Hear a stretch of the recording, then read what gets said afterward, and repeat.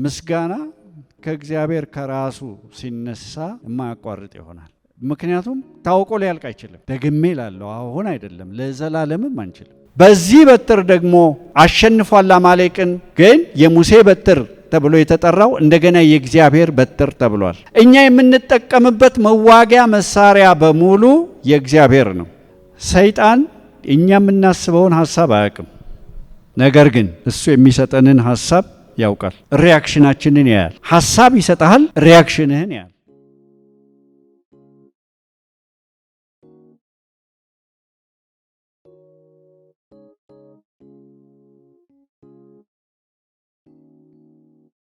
በጣም እግዚአብሔር በጣም ትልቅ ነው። እግዚአብሔር በጣም ሰፊ ነው። ጠላት ከሚሰራቸው በጣም ውጤታማ ከሆኑ ስራዎች አንዱ ሰው አይኑን ከእግዚአብሔር ላይ አንስቶ ትኩረቱን ከእግዚአብሔር ላይ አንስቶ በራሱ ላይ በሁኔታው ላይ እንዲሆን ማድረግ ነው። እግዚአብሔር በቀረብነው ቁጥር ለካ አናቀውም። ለካ ትልቅ ነው። ለካ ሰፊ ነው። እና ስምህ ይቀደስ እያልን ስንነጋገር ስሞቹን እያወጣን በነቂስ እያወጣን በቃሉ ላይ የተገለጠውን ሁሉንም ምናልባት ማውጣት ላንችል እንችላለን። የተጠቀሱትን እነዚህን ስሞች እያወጣን እግዚአብሔርን ለማወቅ ስንሞክር እግዚአብሔር ከእኛ ጋር እንዴት አይነት ግንኙነት፣ እንዴት አይነት ሪሌሽንሽፕ፣ እንዴት አይነት መስተጋብር እንደሚፈልግ እየገለጠልን ነው። ቃሉ እየገለጠልን ነው። እግዚአብሔርን ከእኛ ጋር በተገናኘ ጉዳይ ብቻ ከሆነ የምንፈልገው፣ ለምሳሌ ሳይሆንልን ሲቀር፣ ሳይመስለን ሲቀር፣ ሳይሞላልን ሲቀር እግዚአብሔርን ለማመስገን በጣም እንቸገራለን። ምስጋና ከእግዚአብሔር ከራሱ ሲነሳ የማያቋርጥ ይሆናል። ምክንያቱም ታውቆ ሊያልቅ አይችልም። ደግሜ ላለው አሁን አይደለም ለዘላለምም አንችልም። ስለዚህ ይህንን ጊዜ ፈጅተን የእግዚአብሔርን ስሞች ስምህ ይቀደስ በሚለው መልእክት ላይ የቆየ ነው። እግዚአብሔር በጣም ሰፊ ስለሆነ ቃላቶች ሊገልጡት ስለማይችሉ ነው። የገለጠልን ግን በጥቂቱ ካወቅነው በጥቂቱ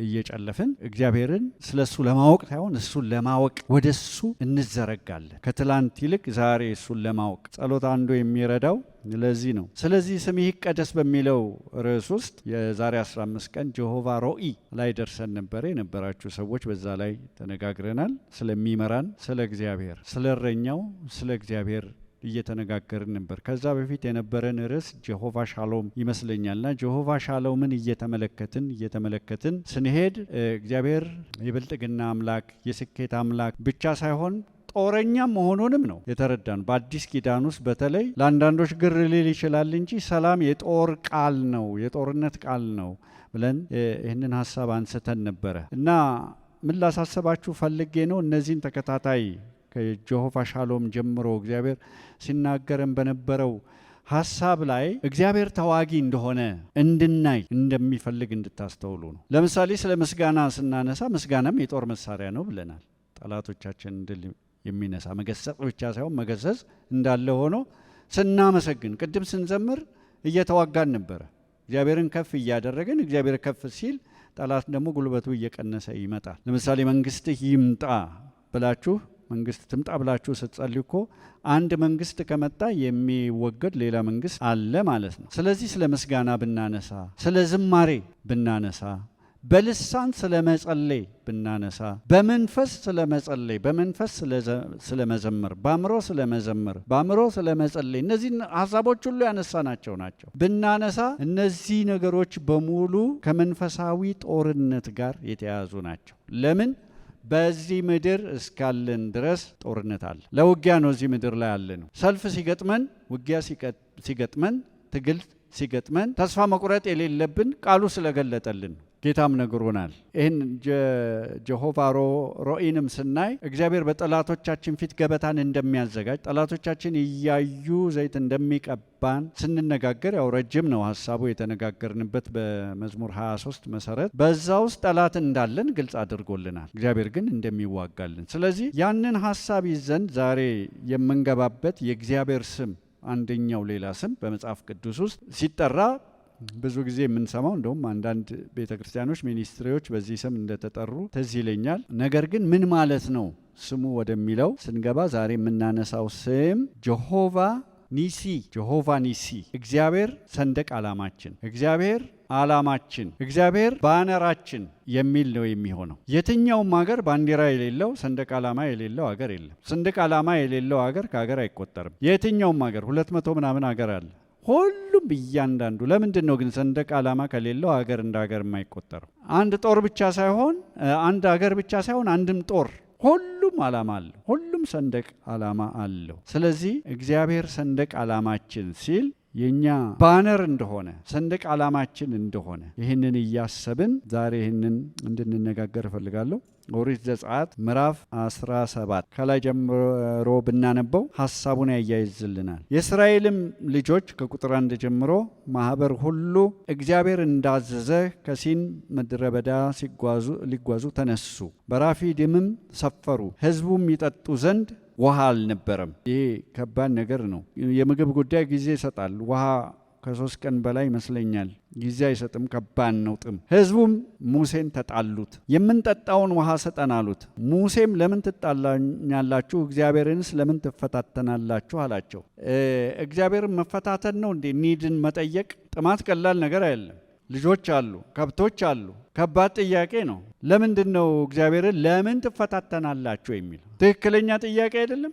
እዚህ ላይ እግዚአብሔርን ለምን ትፈታተኑታላችሁ የሚለው በተደጋጋሚ የእግዚአብሔርን ተአምራት ስላዩ ነው። የእግዚአብሔርን እጅ ስላዩ ነው። የእግዚአብሔርን ተአምራት ስላዩ ነው። ከዚህ በፊት ሲሰራ አይተዋል። ምናልባት አንዳንድ ጊዜ በእነሱ ብቻ እንፈርዳለን እንጂ እኛ ራሳችን አይተን እንዳላየን እንሆን የለ እንዴ? የትላንትን ትድግና፣ የትላንትን ማዳኑን፣ የትላንትን ተአምራት፣ የትላንትን አቅርቦት ብዙ ጊዜ እንረሳለን። ተአምራቱን ረሱ እንደሚለው እኛም እንረሳለን። ይህንን አንዘጋ። ስለዚህ ነው ለምን ትፈታተናላችሁ የሚላቸው። እግዚአብሔርን ለምን ትፈታተናላችሁ አላቸው። ሕዝቡም በዚያ ስፍራ ውሃ ተጠሙ። እኛንና ልጆቻችንን ከብቶቻችንን በጥባት ልትገድል ለምን ከግብፅ አወጣህን ሲሉ በሙሴ ላይ አንጎራጉሩ ወይም አጉረመረሙ። ሙሴም ሊወግሩኝ ቀርበዋልና በዚህ ሕዝብ ምን ላድርግ ብሎ ወደ እግዚአብሔር ጮኸ። እግዚአብሔርም ሙሴን በሕዝቡ ፊት እለፍ፣ ከእስራኤልም ሽማግሌዎች ከአንተ ጋር ውሰድ፣ ወንዙንም የመታህበትን በትር በእጅህ ይዘሃት ሂድ። እነሆ እኔ በዚያ በኮሬብ በአለት ላይ በፊትህ ቆማለሁ፣ አለቱንም ትመታለህ፣ ሕዝቡም ይጠጣ ዘንድ ከእርሱ ውሃ ይወጣል አለው። ሙሴም በእስራኤል ሽማግሌዎች ፊት እንዲሁ አደረገ። ስለ እስራኤልም ልጆች ክርክር እግዚአብሔር በመካከላችን ነውን ወይስ አይደለም ሲሉ እግዚአብሔርን ስለተፈታተኑት ማሳህና ደግሞ መሪባ ብሎ ጠራው። እነዚህ ቦታዎች ናቸው፣ የሚታወቁ ስፍራዎች ናቸው። ማሳህና መሪባ ጠብና ክርክር የነበረባቸው ቦታዎች ናቸው። ጠቡና ክርክሩ ከእግዚአብሔር ጋር ነው እና ጠቡና ክርክሩ ምንድን ነው? እግዚአብሔር በመካከላችን ነው፣ በመካከላችን አይደለም። እግዚአብሔር በመካከላቸው ካልሆነ በግብፅ ምድር ላይ እነዛን 10 ተአምራቶች ማን አደረገ? እግዚአብሔር በመካከላቸው ካልሆነ ባህሩን ማን ከፈለ? ባህሩን ከፈለ። ብዙ ጊዜ ስለምንሰማው ቀላል ነገር ይመስለናል። ባህር ሲከፈል ያየ ሕዝብ እግዚአብሔር ከኛ ጋር ነው ወይስ አይደለም ብሎ እንዴት ይጠይቃል? በምድረ በዳ ተአምራትን ያየ የእግዚአብሔርን እጅ ያየ ሕዝብ እግዚአብሔር ከኛ ጋር ነው ወይስ አይደለም ማለት ግሩፕ ከፍለው ይሄ ጸብ ተነስቷል ማለት ነው። አይ እግዚአብሔር ከኛ ጋር አይደለም፣ አይ እግዚአብሔር ከኛ ጋር ቢሆን ነው እንጂ።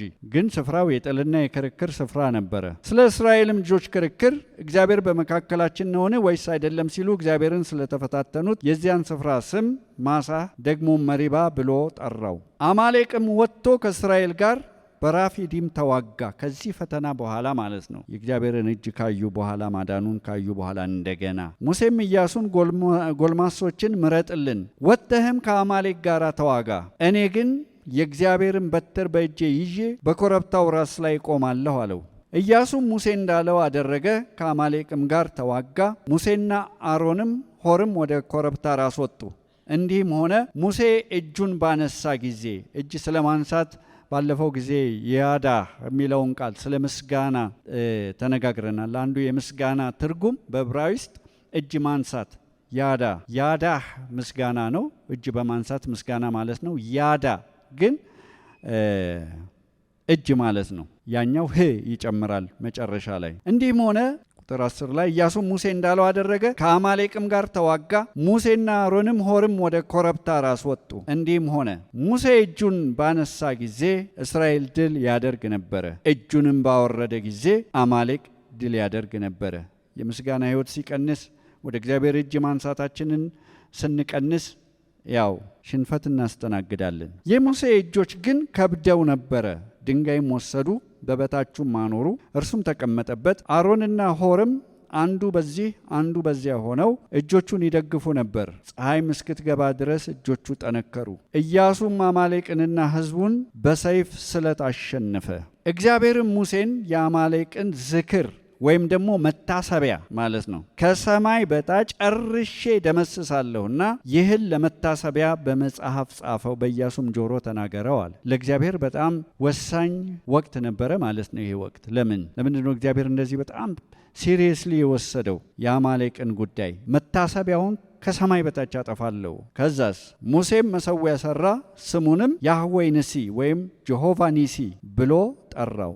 እርሱም እጁን በእግዚአብሔር ዙፋን ላይ ስለ ጫነ የእግዚአብሔር ሰልፍ በአማሌቅ ላይ ለልጅ ልጅ ይሁን አለ ይላል። በዚህ ላይ አንዳንድ ሀሳቦችን በዚህ ክፍል ውስጥ እንድንመለከት እፈልጋለሁኝ። አንደኛ እንድናይ የምፈልገው እግዚአብሔር ምንም ከሕዝቡ ጋር ቢጣላ ሕዝቡን ለጠላት አሳልፎ አይሰጥም። አሁን እዚህ ጠብ ነበረ፣ ክርክር ነበረ ከእግዚአብሔር ጋር፣ እግዚአብሔርን መጠራጠር ነበረ፣ ያለማመን ችግር ነበረ። እነዚህ ሰዎች አይተው እንዳላዩ ሆነዋል። እግዚአብሔር ያበላቸዋል፣ እንዳልበሉ ናቸው፣ ያጠጣቸዋል፣ እንዳልጠጡ ናቸው በተደጋጋሚ። ምንም ቢሆን ግን እግዚአብሔር ሌላ ጠላት ሲመጣ እነሱን ወግኖ ነው የሚዋጋው። ምንም ከሕዝቡ ጋር ክርክር ቢኖረው፣ ምንም ከሕዝቡ ጋር እግዚአብሔር በሕዝቡ ላይ ቢያዝንም፣ ሁል ጊዜ እግዚአብሔር ሕዝቡን ከልሎ ይዋጋል። ሁል ጊዜ ለሕዝቡ ይወግናል።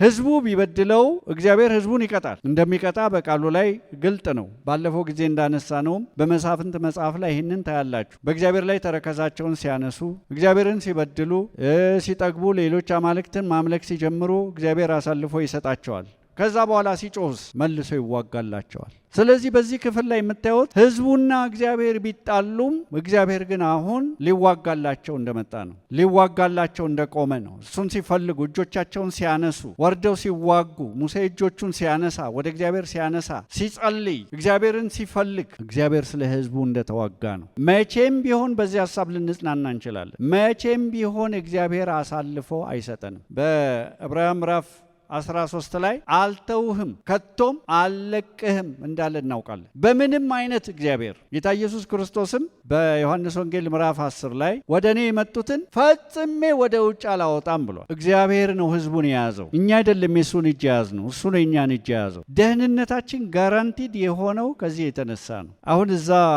ሀሳብ ውስጥ ከዚህ በፊት እንደገባሁት አልገባም እንጂ ስለ ኢተርናል ሳልቬሽን ወይም አንድ ጊዜ የዳነ ሰው ለዘላለም ዳነ የሚለው ሀሳብ ውስጥ አልገባም እንጂ ሰው ከዳነ በኋላ መጥፋት በጣም በጣም በጣም ከባድ ነገር ነው። እግዚአብሔር አብሶሉትሊ ታማኝ ነው። እስራኤሎች በተደጋጋሚ ነው እግዚአብሔርን የበደሉት። እንደውም የሚልኪያስን መጽሐፍ ስታጠኑ ከባድ ክርክር ነው አይደል? እግዚአብሔርና ሕዝቡ የሚያካሄዱት ደፍራችሁኛል፣ ንቃችሁኛል፣ ቃላችሁ አታክቶኛል፣ ብዙ ነገር ነው እዛ ላይ የሚናገረው። ነገር ግን ስለ ኤሳው ያነሳና ኤሳው ይሰራል፣ እኔ ያፈርሳለሁ። እግዚአብሔር የተጣላው ሕዝብ መሆን ከባድ ነገር ነው። መቅናት አያስፈልገንም። እግዚአብሔር የታረቀው ሕዝብ የታደለ እንደሆነ ሁሉ እግዚአብሔር የተጣላው ሕዝብ አሁን ትንሽ እንመጣበታለን፣ የሚያስቀና ሕዝብ አይደለም በፍጹም። አሁን ኤሳው ይሰራል፣ እኔ ያፈርሳለሁ፣ ወድጃቸዋለሁ ብሎ ነው አይደል የጀመረው። በምንድን ነው የወደድከን? እኛ የፍቅር ማስረጃ የለንም ሲሉት ያዕቆብን ወደድኩ ኤሳውን ጠላሁ። እግዚአብሔር ሲናገር ጨዋታ ይመስላል እንጂ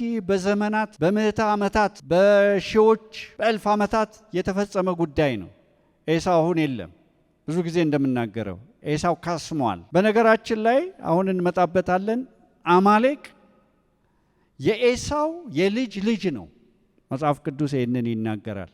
እና ብርቱ የሆነ ጠላት ነው፣ የእስራኤል ጠላት ነው። አሁን እንደምንነጋገረው በዛ በሚልኪያስ መጽሐፍ ላይ እንደምንመለከተው ኤሳው ቢጠፋም ከእስራኤሎች ጋር እግዚአብሔር ተከራክሮ እናንተ የያዕቆብ ልጆች ሆይ እኔ አምላካችሁ ስለማልለወጥ የጠፋችሁ አይደላችሁ። እኔ ሁል ጊዜ የሚገርመኝ ክፍል ነው እሱ ክፍል። እንደዚህ ከተከራከረው ሕዝብ ጋር መልሰው እግዚአብሔር ቃል ኪዳኑን ማደሱ። ምክንያቱም እግዚአብሔር እኛን ያገኘን በልጁ በኢየሱስ ክርስቶስ ነው። ስለዚህ ቃል ኪዳኑ ከልጁ ከኢየሱስ ክርስቶስ ጋራ ነው። እንደውም በዮሐንስ ወንጌል ምዕራፍ 17 ላይ እንደሚናገረው ኢየሱስን በሚወድበት ፍቅር እንደሆነ እኛን የሚወደን ይናገራል። ስለዚህ ኤሳው ሲጠፋ እስራኤል የቀጠለችው እስካሁንም ያለችው እስከዚህ ዘመን ድረስ ያለችው እግዚአብሔር ለአብርሃም፣ ለይስሐቅ፣ ለያዕቆብ ስለገባው ቃል ነው። ከ3000 ምናምን ዓመታት በፊት ማለት ነው። እግዚአብሔር በፍጹም አይለወጥም። ለምንድን ነው ይህንን የማነሳው? እግዚአብሔር በጣም አስተማማኝ ነው። ልንተማመንበት የሚገባ አምላክ ነው። ቃሉን አይለውጥም። ቃል ኪዳኑን አይለውጥም። አሁን እያንዳንዳችሁ ከእግዚአብሔር የሰማችሁት የቃል ኪዳን ይኖራችኋል ብዬ አስባለሁ። እንደ ቤተ ክርስቲያን እንደ ማህበር የሰማነው ነገር አለ። በግሌ የሰማሁት ነገር አለ። አንዳንድ ጊዜ እግዚአብሔር ከተናገረ በኋላ እንደውም ተቃራኒው የሚሆን ይመስላል። ነገር ግን እግዚአብሔር ከተናገረ መፈጸሙ አይቀርም፣ መሆኑ አይቀርም። የእናንተ ታማኝነት ላይ አይደለም ነገሩ የተመሰረተው። ምክንያቱም እኛ በጣም የምንወላውል ሰዎች ነን። በጣም ስሜታዊ የሆንን ሰዎች ነን። እግዚአብሔር ስሜታዊ አይደለም፣ ጨርሶ ኢሞሽናሊ አይደለም የሚናገረው። እግዚአብሔር አስቦበት አቅዶ ነው የሚናገረው። አድናለሁ ሲል ለደቀ መዛሙርቱ ጌታ ኢየሱስ እንደተናገራቸው የወደዳቸውን በመጽሐፍ ቅዱስ ላይ እንደሚናገረው እስከ ጥግ ቱ አተርሞስ እስከ ጥግ ድረስ ወደዳቸው። በጣም አስተማማኝ የሆነ ነው የእግዚአብሔር ባህሪ፣ አይለዋወጥም። ከተናገረ ይፈጸማል። ኢቭን ተጣልተው ማለት ነው እንኳን ከእግዚአብሔር ጋር ተስማምተው ተቆራኝተው አብረው እየሄዱ የዛን ጊዜማ ግልጽ ነው። ነገር ግን አሁን እንኳን ተጣልተው እግዚአብሔር አለ ወይ ማዕከላችን እያሉት እያሙት በበረሃ እግዚአብሔር ማዕድን ማዘጋጀት ይችላል ወይ ብለው አሙት ይላል። አንዳንድ ጊዜ ልባችሁ እንደዛ አይነት ፈተና አይወጣም? እግዚአብሔር ትላንት እኮ አድኗቸዋል፣ ትላንት እኮ መግቧቸዋል፣ ትላንት እኮ አልብሷቸዋል፣ ትላንት እኮ አሳልፏቸዋል፣ አዘልሏቸዋል። ዛሬ የመጣ ፈተና ለምንድን ነው የተለየ የሆነው? እግዚአብሔር ባህሪው አስተማማኝ ነው። ጀሆቫ ኒሲን ስታስቡ ይሄ ዓላማችን የተሰባሰብንበት ይሄ ለጦርነት የተሰባሰብንበት ሰንደቅ ዓላማችን አስተማማኝ የሆነ መሪ ነው። እግዚአብሔር የሕዝቡ ጠላት ነው። መጀመሪያ የተደራጀ እስራኤልን መንገድ ሊዘጋ የእስራኤልን ሕዝብ ሊያጠፋ። አሁን አንዳንድ ጦርነቶች ምን ይባላሉ በእንግሊዝኛ? አንፕሮቮክድ፣ ምንም ሳያደርጓቸው ማለት ነው። ምንም ሳያደርጓቸው መንገዳቸውን በሄዱ እግዚአብሔር ቂም ያዘበት፣ እግዚአብሔር አዋጅ አወጣበት። በአስቴር ጊዜ ይባላል ይሄ ሃማ አጋጋዊው ነው የሚለው። ማን ነበር የሚለው? አጋጋዊ ነው የሚለው። የአማሌቆች ዘር እንደነበረ ነው የሚታወቀው። እነሱም ታውቃላችሁ በዛ ግዛት ውስጥ የነበሩትን እስራኤላውያንን ለማጥፋት አንድ ሰው መርዶኪዮስ የሚባል ሰው ብቻ ማጥፋት እሱ ቀለለው። እንዳለ የዘር ማጥፋት ዘመቻ ለማድረግ ሙከራ አድርጎ እንደነበረ ታውቃላችሁ። ስለዚህ ይህ ጽኑ የሆነ ጠላት፣ የእስራኤል ጠላት፣ የእግዚአብሔር ሕዝብ ጠላት። ስለ አማሌቅ ለምንድን ነው የምንነጋገረው? እኛም አማሌቅ አለብን። የሚጠላን በየመንገዱ የሚቃወመን በሰዎች ሊገለጥ ይችላል፣ በተለያየ አይነት መንገድ ሊገለጥ ይችላል። ግን አማሌቅ አለብን፣ የሚጠላን የሚዋጋን። ስለዚህ እግዚአብሔር ምን አለው? በትርህና መርኩዝህ እነሱ ያጽናኑኛል። በትር ምንድን ነው ብለናል? ጠላትን ድል የምንነሳበት የእግዚአብሔር መንፈስ ይሁን፣ የእግዚአብሔር ቃል ይሁን። ያ በትርህና መርኩዝህ ያጽናኑኛል። ምርኩዝ በእግዚአብሔር መታመኑ ነው ብለናል። አሁን ቅድም እንደተነበበው ደግሞ ጠላትህን አውጥቶ አጥፋው ይላል እንደሚል ወይ እግዚአብሔር ለእኛ ይዋጋል ወይ ደግሞ እኛን ጠላትን አውጥቶ አጥፋው ይለናል።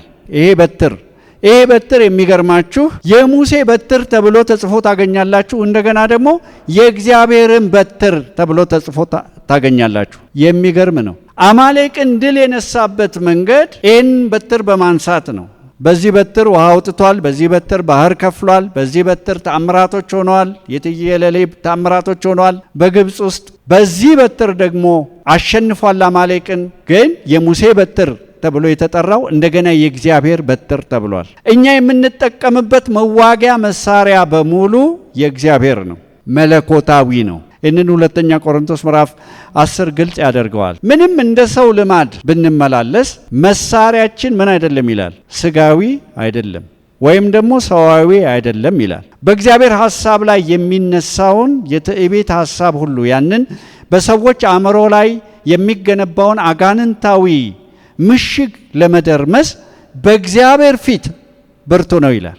ሌላ መሳሪያ የለም። ይህን በሰዎች ሐሳብ ላይ የሚሰራውን ምሽግ አጋንንታዊ የሆነ ስትሮንግሆልድ የሚደረምስ ይሄ የእግዚአብሔር መሳሪያ ነው። በሰው እጅ የተሰጠ ስጋዊ አይደለም፣ ሰዋዊ አይደለም የተባለ። በነገራችን ላይ ይሄ አጋንንቶች በሰው አእምሮ ላይ በሰው ሐሳብ ላይ የሚሰሩት በእግዚአብሔር ሐሳብ ላይ የሚነሳ የትዕቢት ሐሳብ የተባለ ይሄ ምሽግ ወይ ኢሎጂካል ነው ወይ ሎጂካል ነው። ታውቃላችሁ በአማርኛ እንዴት ነው? ሎጂካል ትክክል ነው ልትሉት የምትችሉት ያስኬዳል የምትሉት ሊሆን ይችላል። ያ ምሽግ ማለት ነው ሎጂካል ስለሆነ። አንዳንዱ ግን ኢሎጂካል ነው፣ ምንም ምክንያት የሌለው ምሽግ። ነገ ልሞት እችላለሁ ብላችሁ ምንም ማስረጃ ሳይኖራችሁ ልትፈሩ ትችላላችሁ። ኢሎጂካል ነው፣ ምሽግ ነው። ግን የተለያዩ የውሸት ተጽዕኖዎች ስር ልትወድቁ ትችላላችሁ። አንድ ቀን ይህንን ያነሳን ይመስለኛል።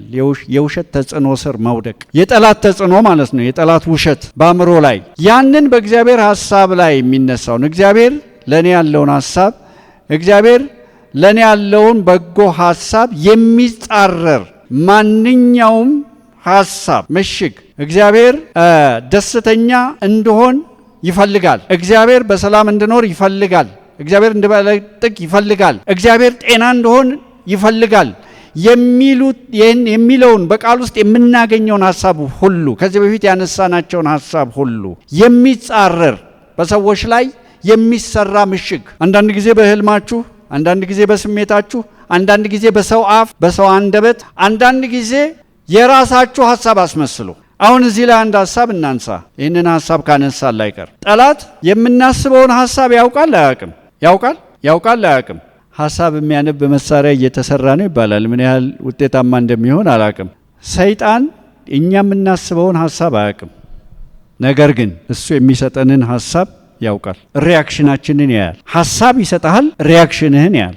ለሚሰጠን ሐሳብ ሪስፖንድ የምናደርገው በሁለት መንገድ ነው። ብዙ ጊዜ ወይ በእምነት ነው ወይ በፍርሃት ነው። እዚህ ጋር የእግዚአብሔር በትር የሚሰራው የመንፈስ ሰይፍ፣ የመንፈስን ሰይፍ አንሱ። እሱም የእግዚአብሔር ቃል ነው። ቃሉ የሚያስፈልገው ለዚህ ነው። ቃሉን መስማታችሁ የሚያስፈልገው ለዚህ ነው። ሪስፖንዳችሁን ያያል። አንድ ሐሳብ ይሰጣችሁና የዛን ሐሳብ ሪስፖንስ ያያል። ወይ ሪያክሽናችሁን ያያል ወይ ንግግራችሁን ይሰማል። ንግግራችን እንደሚደመጥ ብዙዎቻችን አናቅም። ታዲያ ለምንድን ነው ሞትና ሕይወት በምላስ እጅ ነው? ምላስ እጅ አለው ማለት ነው። በምላስ እጅ ነው የሚለው ለምንድን ነው? ለሰጡን ሐሳብ የምንሰጠው ምላሽ፣ የምንናገረው ንግግር ምን እንደምናስብ እንዲያውቁና በዛ ላይ እንዲሰሩ ያደርጋቸዋል። ስለዚህ ምሽግ ምንድን ነው? በተደጋጋሚ ሰምተነው የጠነከረና የደደረ አስተሳሰብ ማለት ነው። ምንድን ነው ያስተሳሰብ ካላችሁ በእግዚአብሔር ላይ የሚነሳ የትዕቢት ሐሳብ ማለት ነው። ምንም ሊሆን ይችላል፣ ምንም ነገር ሊሆን ይችላል። ከቃሉ ውጭ የሆነ ሐሳብ በሙሉ ምንም ነገር ሊሆን ይችላል። አማሌቅ የሚዘራው ሐሳብ ማለት ነው። አንዱ በሕይወታችን ውስጥ የሚያታግለን ነገር ሐሳባችን እንደሆነ ታውቃላችሁ። ሐሳብ የማይታይ ስለሚመስል ለመንፈሱ ዓለም በጣም ይታያል። በነገራችን ላይ በመንፈሱ ዓለም ኮሚኒኬሽን በሐሳብ ነው፣ በንግግር ብቻ ሐሳብ በመንፈሱ ዓለም ውስጥ ንግግር ነው። አእምሯችሁ በመታደስ ይለወጥ እንጂ ይሄን ዓለም አትምሰሉ።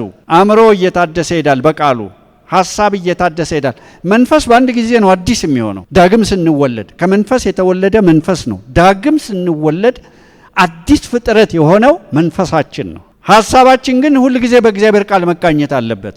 ማለት ምን እያልከን ነው ካላችሁ፣ ሐሳባችሁን መቆጣጠር አለባችሁ። ልባችሁን መጠበቅ የናንተ ኃላፊነት እንደሆነ ሁሉ ያንተ ኃላፊነት ነው። አጥብቀ ልብህን ጠብቅ የሕይወት መውጫ ከዛ ዘንድ ነው ስለሚል ዋነኞቹ የሐሳባችን የልባችን ፓስተሮች መጋቢዎች በመጀመሪያ ራሳችን ነን። ሐሳባችንን በፈለገው አቅጣጫ እንዲሄድ ማድረግ እንችላለን። ግን ምን ልላችሁ ነው? በትር ተሰጥቶናል። የጠላትን ሐሳብ የምናፈርስበት፣ አማሌቅን የምንመታበት፣ ይህ ጽኑ የሆነውን የነፍሳችንን ጠላት የምንመታበት በትር ተሰጥቶናል። በሕይወታችን ትልቅ ስኬት የሚሆነው ሐሳባችንን በማደስ ላይ ነው። ሪኒዊንግ አወር ማይንድ። ምክንያቱም ያልታደሰ አእምሮ መንፈስ ሊያዘው አይችልም። ይህን ታውቃላችሁ። ምንም እንኳን መንፈሳችን አዲስ በክርስቶስ የተፈጠረ አዲስም ቢሆን አእምሮአችንን ሊያዝ አይችልም። ምሽግ ካለበት አጋንንታዊ ግዛት አእምሮአችን ላይ ካለ፣ አእምሮአችን ላይ አማሌቅ ካለ፣ የእግዚአብሔርን ሐሳብ የሚቃወም አስተሳሰብ ካለ፣ ከቃሉ ውጭ የሆነ በአጭሩ ዴይ ቱ ዴይ ላይፋችን በየቀን ኑሯችን ላይ ስናመጣው ጭንቀት ከጠላት ተጽዕኖ ስር መውደቅ ነው። ፍርሃት ከጠላት ተጽዕኖ ስር መውደቅ ነው። አይመጣም እያልኳችሁ አይደለም፣ ግን መጻረር አለብን እያልኳችሁ ነው። ዲፕሬሽን በሰይጣን ተጽዕኖ ስር መውደቅ ነው። እውነተኛ ክርስቲያን ዲፕሬስድ የሚሆንበት ምንም ምክንያት የለውም። አይመጣም ግን አላልኩም። ቢሆንም ግን እኛ የተሰጠን መሳሪያ ይህ ሰዋዊ አይደለም የተባለው መሳሪያ የእግዚአብሔር ነው። የሙሴ በትር የእግዚአብሔር በትር ተብሎ መጠራቱ በጣም ሊገርመን የሚገባ ጉዳይ ነው። ያለን ይሄ ቃል መለኮታዊ እስትንፋስ ነው። በምድር ላይ ከዚህ ቃል አሁን ከምነግራችሁ ቃል የበረታ ነገር የለም በምድር ላይ። ስለዚህ ሙሴ በትሩን ሲያነሳ ጠላት ይሸነፍ ነበር፣ አማሌቅ ይሸነፍ ነበር። እጁ ሲደክመው ደግሞ ሲያወርድ ወይም ደግሞ ጸሎቱን ሲቀንስ እንበለው በእኛው ሲመጣ ወይም ምስጋናውን ሲቀንስ አማሌቅ ያሸንፍ ነበረ። ስለዚህ አሮንና ሆር መጥተው እጆቹን ደገፉት። ምን ያሳያል? ይሄ በመንፈሳዊ ጦርነት ውስጥ መደጋገፍ ህብረት እንደሚያስፈልግ የሚረዳችሁ ሰው ያስፈልጋል። እግዚአብሔር እንደዛ አድርጎ ነው የሰራው። አንዳንድ ሰዎች ከዚህ በፊትም ተናግሬያለሁ፣ ጥቂት ነገር በህይወታቸው ከተገለጠ ሌላ ሰው የሚያስፈልጋቸው አይመስላቸው። እኔ ያሳዝኑኛል። ከቸርች ውጭ የሚሆኑ ሰዎች፣ ከህብረት ውጭ የሚሆኑ ሰዎች፣ ሳያቋርጡ ብቻቸውን የሚጸልዩ ሰዎች አደጋ ነው። እናንተ ጌታ ረድቷችሁ መጥቷችኋል። የእግዚአብሔርን እውነት እየሰማችሁ ነው። ከወንድሞች ጋር መጸለይ መቻል አለብን። ሙሴ አሮንና ሆር በተራራ ላይ ቆመዋል። እጆቹን ያነሳሉ የሙሴን። እታች እነ ኢያሱ ደግሞ መንፈሳዊ ጦርነት ያካሂዳሉ። እንደ አካል ነው ጦርነቱ መደረግ ያለበት። አሁን አንደኛ ቆሮንቶስ ምዕራፍ 2 መጨረሻ ላይ ብታነቡ የክርስቶስ ልብ አለን ይላል አማርኛው። ከዚህ በፊትም ይህንን ሀሳብ አንስቻለሁ። እንግሊዘኛ we have the mind of Christ ይላል። የክርስቶስ ሀሳብ አለን፣ የክርስቶስ አእምሮ አለን ማለት ቀላል ነገር አይደለም። ግን እንደ ግለሰብ አይደለም እዛ የሚያወራው። ስለ መንፈስ ጥልቀት ስንነጋገር ይህንን ሀሳብ የዛሬ 3 ሳምንት ነው እንደዚህ አንስተነው ነበር። ወደ ጥልቀት ወደ እግዚአብሔር ጥልቅ ስለ መግባት ስናነሳ መጨረሻው ላይ ደርሰን እሱን ሀሳብ አልተነጋገርንም። እሱ የሚያወራው በወል ነው፣ በህብረት ነው። ስለዚህ አሮንና ሆር እጁን መደገፋቸው ብቻችንን እንደማንችል አድሚት ማድረግ አለብን። እግዚአብሔር አካል አድርጎናል። ይሄ አካል ነው ሌላ አካል መቃወም የሚችለው። የጨለማ የሚባል አለ፣ የብርሃን የሚባል አለ። እኛ በብርሃን አካል ላይ ያለን ሰዎች ነን። እሺ፣ በዚህ ክፍል ላይ ሌላ የምናገኘው ሐሳብ የሚያስፈራ ሐሳብ ነው። እግዚአብሔር የምህረት አምላክ ብቻ አይደለም፣ እግዚአብሔር የበቀል አምላክ ነው። እዚህ ላይ በተናገረው ቃል ማረጋገጥ ትችላላችሁ። የአማሌቅን ዝክር ከሰማይ በታች እደመስሳለሁ፣ እግዚአብሔር እበቀላለሁ እያለ ነው። ናሆም 1:2 ብናነብ ይህንን ሐሳብ ቁጥር 2ን ተመልከቱት። ስሙን ስናጠና ስለ እግዚአብሔር ማንነትም ስለ እግዚአብሔርም ባህሪም እያጠናን ስለሆነ እግዚአብሔር ቅርብም ነው ሩቅም ነው ብለን ከዚህ በፊት እንደተነጋገር ነው። እዚህ ላይ ደግሞ እግዚአብሔር መሐሪ ብቻ ሳይሆን እግዚአብሔር ቀናተኛና ተበቃይ አምላክ ነው። እግዚአብሔር ተበቃይና መዓትን የተሞላ ነው። እግዚአብሔር ተቃዋሚዎቹን ይበቀላል፣ ለጠላቶቹም ቁጣውን ይጠብቃል። ለዚህ ነው ሮሜ 12:15 ላይ ሄዳችሁ ስታነቡ ማንንም አትበቀሉ የሚለው። ብትሞክሩም ውጤታማ አትሆኑም፣ ምናልባት ልትከስሩም ትችላላችሁ። እዛ ክፍል ላይ ስትመለከቱት በዘዳግም 32 ላይ ያለውን ቃል አንስቶ ይመስለኛል ጠቅሶ ምን ይላል? እኔ ብድራትን እመልሳለሁ፣ ለቁጣው ፈንታ ስጡ እንጂ እናንተ ራሳችሁ አትበቀሉ። ብናነበውም እንችላለን። ሮሜ 12:15 አይደል? ያስፈሪ ሐሳብ ነው፣ በተግባርም የታየ ሐሳብ ነው። ደግሞ የእግዚአብሔርን በቀል እንደ ቀላል እንዳታዩ ልነግራችሁ ፈልጋለሁኝ። ቁጥር 19 ተወዳጆች ሆይ ራሳችሁ አትበቀሉ። ቁጥር 19 ለቁጣው ፈንታ ስጡ እንጂ በቀል የኔ ነው፣ እኔ ብድራትን እመልሳለሁ ይላል ጌታ ተብሎ ተጽፏልና። ስለዚህ ለሕዝቡ ዓላማ የሆነ ለሕዝቡ መሪ የሆነ ለሕዝቡ የሚዋጋ አምላክ ሕዝቡ ሲበደል አይቶ ዝም ያለ ቢመስልም ነገር ግን የሚበቀል አምላክ ነው። ይህንን በሕይወት ዘመናችንም ያየን ነው፣ በታሪክ የታየ ነው። የእግዚአብሔር በቀል ወገኖች ሆይ በጣም በጣም ከባድ ነው። በግለሰብ ሊሆን ይችላል የተበደላችሁት፣ እንደ ቤተ ክርስቲያን እንደ አካል ሊሆን ይችላል የተበደል ነው። እግዚአብሔር በእኛ ጊዜ በእኛ ሰዓት አይበቀልም እንጂ ሲበቀል ግን በጣም ከባድ ነው የሚሆነው። በቀሉ ከባድ ነው። በዚህ ክፍል ላይ የምናገኘው ይህን ደካሞቹን አቅመ ደካሞቹን ማለትም በእድሜያቸው ከፍ ያሉትን በእድሜያቸው ወይም ደግሞ ትንንሾቹን አጥቅቷል። ወደ እግዚአብሔር ዙፋን እጁን ዘርግቷል አለ እግዚአብሔር። ታስታውሳላችሁ አይደል? ጳውሎስ ክርስቲያኖችን እያሳደደ ደብዳቤ ተቀብሎ ብዙዎችን ለማሰር ወደ ደማስቆ እያመራ በመንገድ ላይ የምታውቁት ታሪክ ነው። ኢየሱስ ተገለጠለት። ከፀሐይ ብርሃን ይልቅ የሚያንጸባርቅ ብርሃን በዙሪያቸው አበራ። ከበቅሎ ላይ ወደቀ። ከዛ በኋላ ምን አለው? ምንድነው ጌታ ያለው? ለምን ታሳድደኛለህ? አንተ የምታሳድደኝ እኔ የናዝሬቱ ኢየሱስ ነኝ። የሕዝቡ መሰደድ የኢየሱስ ክርስቶስ መሰደድ ነው። የሕዝቡ መነካት የኢየሱስ ክርስቶስ መነካት ነው። ለእግዚአብሔር ሁል ጊዜ ሬድ ላይን ምንድነው ካላችሁ የሕዝቡ መነካት ነው። እግዚአብሔር ይበቀላል።